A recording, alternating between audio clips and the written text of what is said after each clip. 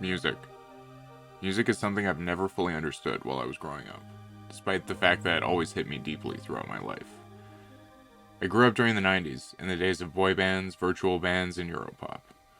During the 90s, I played a lot of video games. I was bullied a lot as a kid, and I didn't really have any friends, so I found some joy in video games despite my otherwise miserable life. These games had such incredible music, and it was music unlike anyone would have heard at the time. One of note being the Donkey Kong Country soundtrack by David Wise, as well as the work of Koji Kondo on his Nintendo projects, really made me appreciate music at a much deeper level. To this day, songs from those games hit me much more deeply than songs from the radio at the time, especially Aquatic Ambience by David Wise.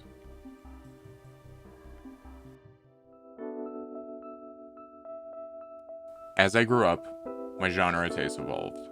Up through middle and high school, I began listening to classic rock, jazz, metal, punk, post-punk, you name the genre, I probably listened to it. Eventually, I settled on pursuing being a punk in high school to try and seek a form of musical community to hopefully find some friends, as this had still been a problem for me. This choice of music scene would change drastically after I met a soon-to-be good friend of mine in grade 12 that introduced me to rave music.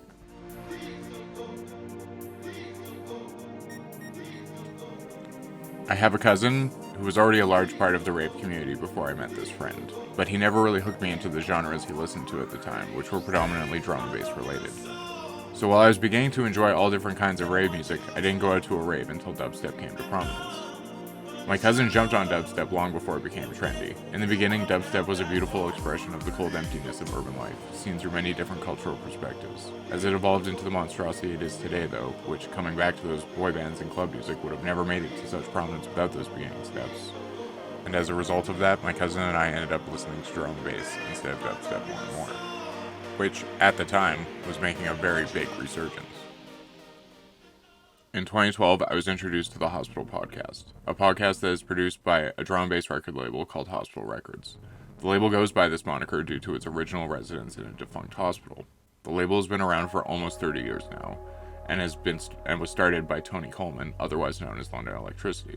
Since 2012, I've gained a tremendous appreciation for drum and bass music through this podcast, to such an extent that I've been producing it ever since.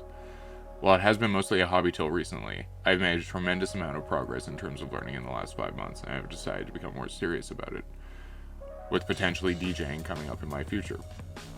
I also produce jazz, folk, orchestral, instrumental, dubstep, garage, house. Honestly, the list goes on and on. I find producing any genre to be an interesting challenge because I have such a deep appreciation for all forms of music.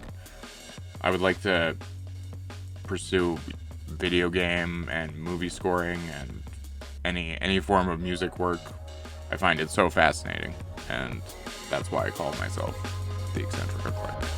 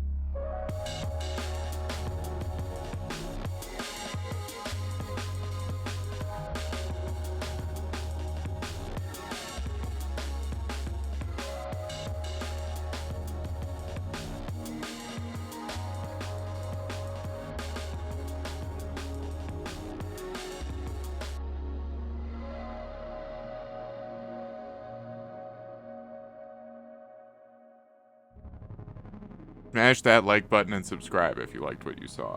And don't forget to check out the other videos on the channel to explore more creativity in progress.